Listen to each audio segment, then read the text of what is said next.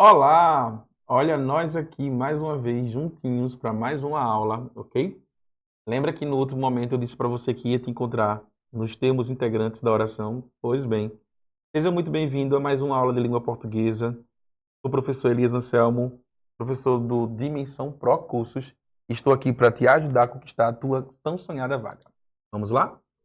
Então, hoje nós vamos conversar um pouquinho sobre os termos integrantes da oração. Tá? Nós vimos lá no início do nosso sintaxe 1 os termos essenciais, conceitos de frase, oração e período, sujeito, predicado, predicativo, sujeito, predicativo do objeto, a transitividade verbal, dentre outros elementos. Hoje nós vamos conversar um pouco sobre os termos integrantes. E aí, ao mencionar termos integrantes, o que é que me vem à mente? Ó, olha só essa imagem que eu coloco aí para você, um quebra-cabeças. Perceba que é como se aqui o meu sujeito estivesse aqui, prontinho, o meu predicado estivesse aqui, e dentro desse meu sujeito, e dentro desse meu predicado enquanto termos essenciais, eu pudesse colocar outros termos, né? Olha aqui, o bonequinho está encaixando uma peça, não é, desse quebra-cabeças. Então, estudar sintaxe é estudar um quebra-cabeça. Estudar, na verdade, os termos de uma oração é fazer uso de um quebra-cabeça, tá bem? Então, como é que a gente entende isso? A gente entende que essa nomenclatura ela está relacionada basicamente à função dos termos, que é a de integrar significados, ok? E aí, com essa ligação, dá sentido às informações. Então, preciso, na verdade, de um sujeito, eu preciso de um predicado, mas dentro desse sujeito predicado, para que eu, na verdade, tenha uma comunicação mais assertiva, eu preciso de outros elementos que compõem, que não são necessariamente, vamos dizer, essenciais, mas eles fazem parte, né, desse meio, desse veículo de comunicação aí, ok? Então, sem eles, sem esses elementos, as informações elas podem talvez aí apresentar-se de forma incompletas ou até mesmo vagas, ok? E não é isso o que um bom interlocutor tem como premissa. Bem, então, os termos integrantes da oração, né, vão ser classificados como, vão ser chamados de complementos verbais, que são o objeto direto, o objeto indireto, ok? Os complementos nominais e o agente da passiva, tá bem? Então, possivelmente você já deve ter escutado um pouquinho sobre o objeto direto e sobre o objeto indireto. Mas será que você já ouviu falar sobre o objeto direto pleonástico? E aí? Né? Será que você já ouviu falar sobre o objeto indireto pleonástico? Ou será que você também já ouviu falar sobre o objeto direto preposicionado? Pois é. Os elaboradores de provas dos concursos públicos eles já estão taxados de entender que você, enquanto candidato, já domina a diferença de um objeto direto para um objeto indireto. Mas a gramática descritiva, ela traz uma outra classificação de objetos que autores como Evanildo Bechara, Leila Sarmento, já traduzem isso em muitas gramáticas e, às vezes, pessoas, né, os candidatos aí, não dão tanta atenção, porque, na verdade, inclusive, eu também não recrimino, gente, porque às vezes eles só conheceram, só tiveram acesso à informação de ser um objeto direto ou indireto. Mas o objeto direto pleonástico e o objeto direto preposicionado, eles existem, fazem parte. E é onde aí existem várias pegadinhas e que o concurseiro acaba caindo, né, nessa casca de banana. Então, vamos lá, vamos começar um pouquinho a entender esse mundo dos objetos, complementos e do agente da passiva. Então, vamos lá. Os complementos verbais vão ser complementos de verbos. Mas aí eu te pergunto: se é um complemento verbal, significa dizer que só vai acontecer, só existirá em verbos que precisam de complemento. Como é que eu chamo os verbos que precisam de complemento dentro de uma oração? São chamados de verbos o quê? Transitivos, ok? Então, só existirá complemento verbal quando o verbo for um verbo transitivo. Em verbos intransitivos, os complementos verbais eles não acontecerão. É claro, por quê?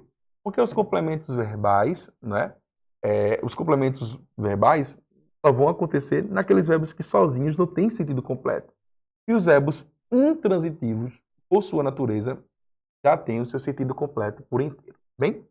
Então, Os verbos transitivos, por sua vez, podem ser classificados de duas formas. Eu posso ter os verbos transitivos diretos, como nós vimos lá na aula de predicado, e os verbos transitivos indiretos, ok? Então, eu tenho dois tipos de verbos transitivos. Eu tenho os verbos transitivos diretos e os verbos transitivos indiretos. Então, o verbo transitivo direto é aquele verbo que, na verdade, pede um complemento, e esse complemento verbal dele nós vamos chamar de OD, ok? É um objeto direto. Os verbos transitivos indiretos são aqueles que precisam de um complemento, e esse complemento desse verbo transitivo indireto nós vamos chamar de OI. Por quê? Porque vão ser os objetos indiretos. Tá bem? Então, chamem sempre de objeto direto o complemento de um verbo transitivo direto. Chamem sempre um objeto indireto o complemento de um verbo transitivo indireto. Tá bem? Então, não esqueça disso aí. Então, o que é que vão ser os objetos diretos? Vamos lá.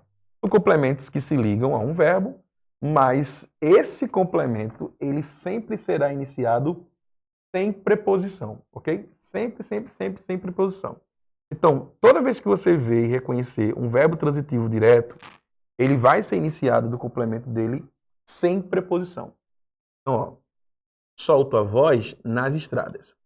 Observe que nessa oração aí, na sua telinha, o verbo é o solto, ok? O verbo aí é o solto. E aí, faça sempre a pergunta ao verbo. A partir dele você encontra todas as respostas. Quem solta, solta o quê? Solta alguma coisa, ok? O que é que eu solto aqui? A voz.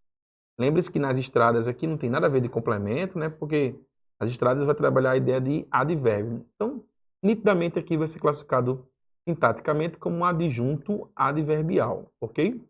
Um adjunto adverbial de lugar. Agora, é inevitável que quando eu pronuncio a palavra solto, a primeira pergunta que me vem à mente é quem solta, solta alguma coisa. E o que é que eu solto? A voz. Esse complemento que é a voz, que é o complemento do verbo soltar, ele é iniciado por alguma preposição? Não. Então eu vou chamá-lo de quê? De objeto direto. Simples. Por que ele é um objeto direto? Porque ele complementa um verbo transitivo direto. E esse complemento se liga ao verbo sem a presença de nenhuma preposição. Ok? Agora, se a oração fosse o país necessita de investimentos na educação, isto é verdade, eu concordo, ok? Perceba que quando eu digo que o país necessita de investimentos na educação, o verbo aqui, ó, em análise, vai ser o verbo necessita. E aí a pergunta que eu faço a você é: quem necessita, necessita de alguma coisa. Do que é que eu necessito aqui? De investimentos, ok? Então, quem é o complemento de investimentos? Mas esse complemento é iniciado por alguma preposição? Olha aí a preposição. É a preposição o quê? De, exatamente. Se eu tenho um complemento de um verbo iniciado por uma preposição, eu vou chamar esse complemento de quê? De complemento verbal, e ele vai ser chamado também intrinsecamente de objeto indireto, ok? Então, eu vou chamar de investimentos de objeto indireto pela simples razão deste complemento ser iniciado por uma preposição, tá bem? Então, o país necessita de investimentos na educação, de investimentos vai ser objeto indireto, é complemento do verbo necessitar. Compreendido? Então, com base nisso, eu também preciso lembrar que existem alguns verbos que são bitransitivos, né, e poderão aí solicitar, dentro de uma oração, dois complementos verbais. Normalmente, o complemento que vem inicial é um complemento sem preposição, que é o objeto direto, e, porventura, na sequência, o objeto indireto. Agora, é óbvio que isso não é uma regra que é preciso ser seguida efetivamente.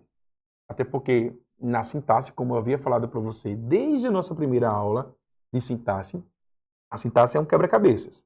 Então, eu posso brincar com as palavras e com as expressões em quaisquer lugar que eu desejo, ok?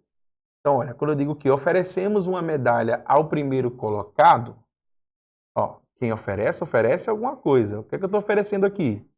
Uma medalha. Mas uma medalha a quem? Ao primeiro colocado. Quem oferece, oferece alguma coisa a alguém ou a algo. Então, o primeiro complemento do verbo oferecer, que é a expressão uma medalha, é iniciado sem nenhuma preposição. Mas eu já sei que esse verbo é um verbo transitivo. E se esse complemento é iniciado sem nenhuma preposição, eu vou chamar esse complemento de objeto direto. É iniciado sem preposição e complemento estilo de um verbo. Já o segundo complemento, que é ao primeiro colocado, porque quem oferece algo a alguém. Vejam, percebam que este segundo complemento é iniciado por uma preposição, que é a preposição ao. E aí eu vou classificá-lo como objeto indireto, tá? Então, em que eu reflito, né? Em que eu reflito, na verdade, a predicação verbal desse verbo? Ele é um verbo transitivo direto e indireto ao mesmo tempo. Ou seja, ele pede dois complementos. Um complemento iniciado sem preposição e um complemento iniciado por uma preposição. Tá bem? Então, cuidado com isto. Agora, Elias, eu poderia trocar a posição geográfica desses complementos verbais? Sim, eu poderia nitidamente dizer: oferecemos ao primeiro colocado uma medalha. Ok? Então, oferecemos ao primeiro colocado uma medalha. Então, eu tenho dois complementos verbais. Tá bem? Então, não hesite, tá? Fique atento, porque isso sempre acontecerá com verbos bitransitivos. A mesma coisa seria, por exemplo, se eu dissesse para você, sei lá, a moça, né, cedeu o lugar ao idoso. A moça cedeu o lugar ao idoso. O que é que ela cedeu aqui, gente? Ela cedeu o quê? O lugar. A quem? Ao idoso. Então, eu tenho um verbo transitivo direto e indireto. Mas eu poderia fazer inversão sintática, que é uma das figuras de linguagem. Eu poderia dizer: a moça cedeu ao idoso o lugar, ok? Então, as duas possibilidades elas seriam aceitas pela gramática normativa totalmente sem prejuízo semântico algum, tá bem? Então, não descarta essa possibilidade em hipótese nenhuma. Agora, é bom que você fique atento também que existem algumas situações em que os complementos verbais, que são objeto direto e o objeto indireto, eles poderão também ser representados por alguns pronomes pessoais, ok? Os pronomes pessoais oblíquos, ok? Quem são esses pronomes pessoais oblíquos?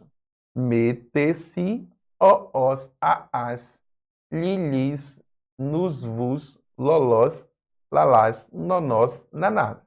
Então, todos esses pronomes, me, te, si, os, as, lilis, nos, vos, lolós, lalás, nonós, nanás. Quase que não acaba, né, gente? Mas é assim mesmo, tá? Então, todos esses pronomes eles podem funcionar ou como objeto direto ou como objeto indireto dentro de uma oração. E você precisa ficar atento, porque às vezes o objeto direto está ali na oração, sabe? E aí, às vezes, você pensa, pô, tá obscuro. Eu não consigo entender e identificar quem é esse objeto direto ou quem é esse objeto indireto, mas é tão nítido analisar ele também por um pronome oblíquo, né? E aí você precisa ficar atento, porque eles podem ser representados por esses pronomes oblíquos. Então, quando eu digo assim, que o, a, os, as, sempre vão funcionar como objetos, né, de verbos transitivos diretos. O li ou lis vai ser o único pronome exclusivamente que vai funcionar como objeto indireto. E o me, te, si, nos, vos podem ser ambíguos. Eles podem funcionar tanto como objeto direto quanto como objeto indireto. Tá? As duas possibilidades são aceitas. Então, eles podem funcionar ou como objeto direto ou como objeto indireto. O li e o lis, ok? Sempre vão funcionar como objeto indireto. E o a, os, as vão sempre funcionar como objeto apenas direto, ok? Não esqueça disso. Então, por exemplo, olha só. Saca só. Se eu escrevo assim, se digo entregue-o. Entregue-o amanhã. Tá? Acabei de escrever para você. Ó. Entregue-o amanhã. Esse O aqui, eu estou pedindo para entregar a alguém, não é isso? Né? Entregue, quem entrega alguma coisa a alguém. Né? Entregue-o amanhã. Então, ele funciona como um dos objetos também. Tá? Então, cuidado, porque os pronomes oblíquos, átonos cíclicos, que inclusive fazem parte lá daquele conteúdo que são as colocações pronominais, próclise, ênclise e mesóclise, lembram-se? Né? eles também podem funcionar como objetos diretos ou objetos indiretos, tá bem? Agora, existe uma outra classificação de objeto que é pouco discutida e que as pessoas, na verdade, não dão tanta importância e muitas vezes não é trabalhado em sala de aula nas escolas brasileiras, que são os objetos diretos, ok? Preposicionados, e os objetos, né, diretos e indiretos pleonásticos, que é o que nós vamos ver agora, tá? E aí, em que consiste esse objeto direto preposicionado? Seguinte, é assim. Todo mundo sabe que o objeto direto, ele só é objeto direto porque o quê? Porque ele pede um complemento iniciado sem preposição, ok? Sem preposição. Como é que agora, do nada, eu surjo com a ideia de existir um objeto direto preposicionado? É simples. É quando, na verdade, o verbo ele é transitivo direto e, por alguma razão, de alguma palavra que vem depois, obrigatoriamente, mesmo sabendo que ele é transitivo direto, eu preciso inserir uma preposição para mostrar, na verdade, a presença da... E aí, concurseiro, concurseira, Eu sou o Bruno Lourenço, faço parte da equipe do Dimensão Pro e estou aqui para você, para dizer a você, acesse aqui os links na descrição desse vídeo para que você possa ter acesso e possa ver os cursos que nós temos. Nós temos cursos para carreiras policiais, nós temos cursos para carreiras nas Forças Armadas, temos também alguns cursos para prefeituras e tribunais, temos apostilas com materiais para estudo, para você, no concurso que você desejar estudar. Então dá uma olhada no material aqui que a gente tem na descrição do vídeo, dos nossos cursos e apostilas, para que assim você possa adquirir os nossos materiais e você alcançar a sua tão desejada aprovação no concurso público dos seus sonhos. da compreensão e da interpretação melhor daquele texto, tá bem? Ou daquela oração, etc. E assim por diante. Então, olha só. É em todos os casos, só em todos os casos que a gente vai ter um objeto direto preposicionado? É claro que não. O objeto direto preposicionado só vai ocorrer em alguns casos, tais como, por exemplo, olha só. Toda vez que você tiver um pronome pessoal oblíquo, ok? Representando o objeto, sendo um complemento verbal, a gente vai ter um objeto direto preposicionado. Então, ó, deste modo, prejudicas a ti. Pensa comigo. Quem prejudica, prejudica algo ou alguém. Então, esse verbo aqui, prejudicar, é um verbo transitivo direto. Só que quem é o complemento dele? Ti. E ti é o quê? Um pronome pessoal oblíquo tônico. Não é isso? O pepote, ou pepote, que as pessoas também conhecem assim como essa sigla. Então, como ele aqui eu tenho um pote, um pepote, na verdade, que é um pronome pessoal oblíquo tônico, automaticamente ele não pode ficar. Imagina se eu escrevesse deste modo prejudicas-te. Seria meio que cacófono, né? O som não seria muito viável. Então, o que foi que o homem fez? Olha, vamos colocar uma preposição aqui, mesmo sabendo que esse objeto vai ser direto, mesmo sabendo que esse verbo é um verbo transitivo direto, a gente coloca essa preposição para facilitar a compreensão e interpretação textual dessa sentença frasal, ok? A mesma coisa vai acontecer quando os pronomes são indefinidos. Tá? Os pronomes indefinidos também vão trazer essa característica. Então, ó, a mudança de lugar atrapalhou a todos. O verbo em análise é o verbo atrapalhar. Atrapalhou está aqui. E quem atrapalha, atrapalha algo ou alguém. Então, mais uma vez, esse é um verbo transitivo direto, mas o complemento dele eu inicio por uma preposição. Então, eu estou errado ao iniciar dessa maneira, dessa forma? É claro que não. A única coisa que aconteceu aqui foi um objeto direto preposicionado. Ou seja, eu tenho um verbo que precisa de um complemento, o complemento é a todos, tá? E imagina se eu verbalizasse para você. A mudança de lugar atrapalhou todos. Estranho, não é isso? Todos é um pronome indefinido, mas ele funciona como objeto direto aqui, né, do verbo atrapalhar. Então, é um pronome indefinido, não tem como ficar sozinho, precisa de uma preposição. Por isso que eu chamo esse a todos aqui de objeto direto preposicionado. Tá bem? Uma outra forma da gente identificar um objeto direto preposicionado é quando a gente traz a ideia de parte, né? A ideia de parte. Toda vez que eu quiser passar a ideia de parte, eu também trago essa premissa de ser um objeto direto preposicionado, tá? Então, olha, bebi de seu dinheiro. O verbo é beber. Quem bebe, bebe alguma coisa, não é isso? Então, eu vou dizer que esse é um verbo transitivo, mais uma vez, o quê? Direto. O que é que eu bebi aqui? De seu dinheiro. Ops. Eu posso dizer bebi de seu dinheiro, Elias? Ou seria o certo, bebi o seu dinheiro? O dinheiro é contável ou incontável? Ele é contável. Eu bebo dinheiro? Não bebo dinheiro, né?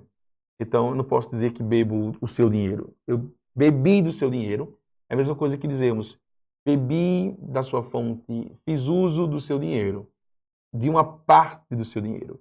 Então, automaticamente, de seu dinheiro aqui, vai ser classificado como um objeto indireto? Não. Vai ser um objeto direto preposicionado, porque o verbo, originalmente aqui, ele é um verbo transitivo direto, e ele vai pedir um complemento que, por uma questão do destino, por uma relação semântica, né, vai ser um objeto direto preposicionado. Eu necessito colocar essa preposição aí de forma muito nítida. Bem? Uma outra forma também da gente identificar um objeto direto preposicionado dentro de uma oração é quando a sentença frasal faz uso de um recurso estilístico chamado de ambiguidade, que é o nosso duplo sentido, tá? Então, o objeto direto preposicionado, ele também é utilizado nessa característica, nessa artimanha, de evitar justamente um duplo sentido dentro de uma oração. Por exemplo, observe essa oração original que eu trago aqui em pauta. O pai e o filho ama. O pai, o filho ama. Gente, quem é que ama quem aqui? É o pai que ama o filho ou o filho que ama o pai? Eu não sei. E eu também acredito que você não saiba. É difícil de identificar, porque a oração, a construção frasal, ela está ambígua. O pai, o filho ama, tá? Agora, se eu dissesse, ao pai, o filho ama. Opa!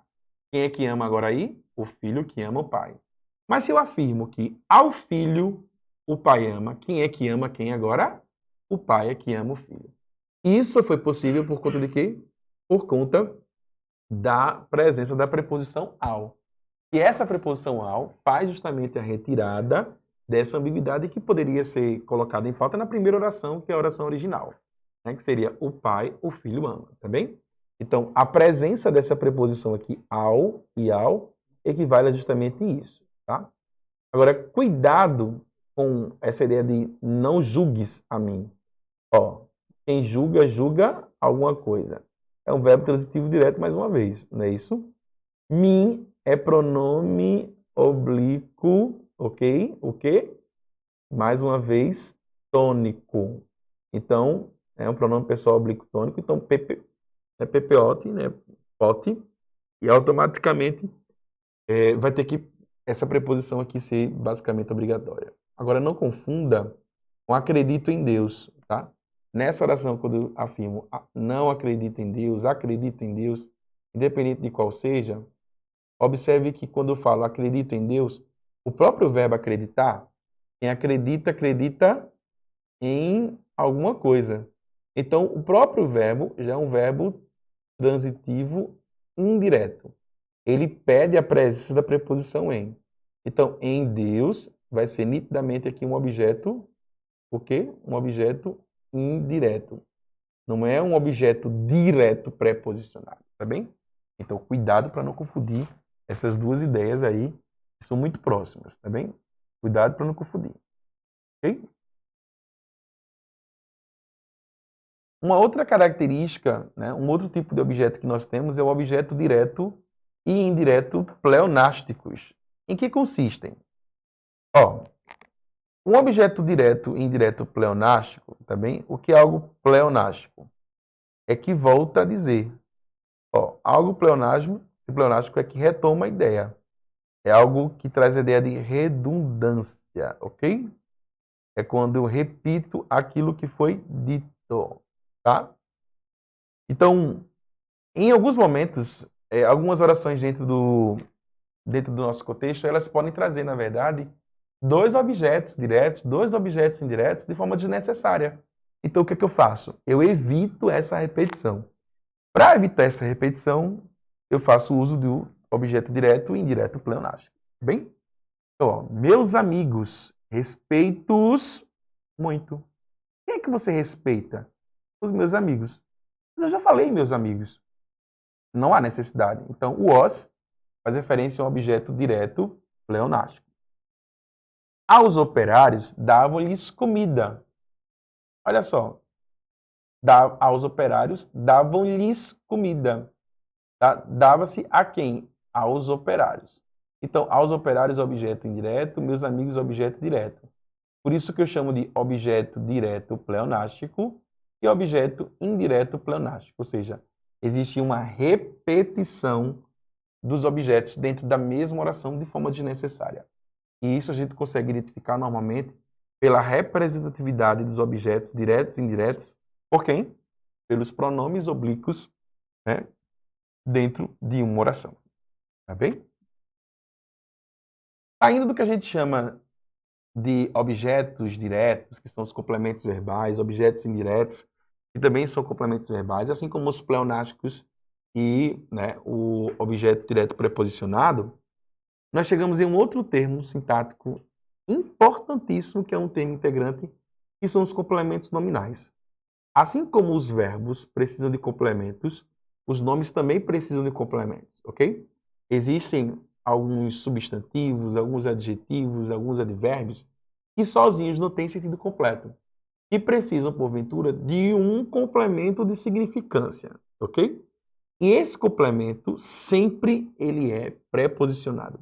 E é isso que você precisa ter cautela. Por quê? Todo objeto indireto ele é preposicionado, não é isso? A mesma coisa acontecerá com quem? Com todo complemento nominal. Ou seja, todo complemento nominal é preposicionado, ok? Então, o complemento nominal, o que é que vai ser em suma? É um termo que completa o sentido de um substantivo, adjetivo ou advérbio e sempre vem introduzido por uma preposição, ok? Então, olha só. O povo tinha necessidade. Quem tem necessidade de alguma coisa. Do que é que eu tenho necessidade aqui? De alimentos. Sacou? Mas necessidade é nome ou verbo? Necessidade é um nome. Eu necessidade, tu necessidades, nós necessidades? É claro que não. Necessidade é um nome. Então, automaticamente, de alimentos, que é um termo iniciado por uma preposição, vai ser classificado como o quê? Como complemento nominal. Tá bem? É um complemento nominal. Tá? Não esqueça disso. Agora, a mesma coisa acontece aqui, ó. Este remédio é prejudicial ao organismo. Veja que o adjetivo prejudicial, ó, se é algo prejudicial, é prejudicial a alguma coisa. Mas prejudicial é adjetivo. Mas sozinho tem sentido completo? Claro que esse adjetivo não tem sentido completo sozinho. E se é algo prejudicial, é prejudicial a alguma coisa. É prejudicial ao que, gente? Prejudicial ao organismo. Tá bem? Então, ao organismo vai ser o que eu chamo de quê? Complemento nominal. Complemento no sentido de quem? Do adjetivo prejudicial. E a mesma coisa acontecerá com alguns advérbios. Alguns advérbios da língua portuguesa, eles precisam de um complemento de sentido, que é o que acontece, por exemplo, com favoravelmente, tá? Ó, ele falou favoravelmente ao réu. Se você você fala favoravelmente a alguém. A mesma coisa aconteceria com a palavra favorável. A quem eu estou sendo favorável aqui? Ao réu. E olha, ao réu, o ao é preposição, ao organismo, o ao é preposição. Então, automaticamente eu tenho complementos nominais. Ou seja, por quê? Complemento ao sentido de nomes. Complemento ao sentido de substantivos, adjetivos ou advérbios. Então, não confunda complemento verbal com complemento nominal, ok? Todo complemento nominal é preposicionado. Nem todo complemento verbal é preposicionado. Os objetos diretos, por sua vez, não são preposicionados. Também? Então, cuidado. E, como último elemento, último termo integrante da oração, nós temos a nossa agente da passiva, né? O que é que vai ser a agente da passiva ou agente da passiva, como muitos gostam de pronunciar, tá? Dentro da língua portuguesa, os verbos podem assumir 3 posições. Eles podem ser verbos que possuem voz ativa, voz passiva e voz reflexiva, ok? Voz ativa, passiva e reflexiva, tá bem? Na voz ativa, o sujeito faz o quê? Pratica a ação. Na voz passiva, ele recebe a ação. E na voz reflexiva, ele faz o quê? Pratica e recebe a ação. Na voz passiva, na troca, na mudança de voz ativa para passiva, existe um elemento que é formidável para fazer essa troca, que é o que eu chamo de agente da passiva, tá bem? O que é que vai ser o agente da passiva?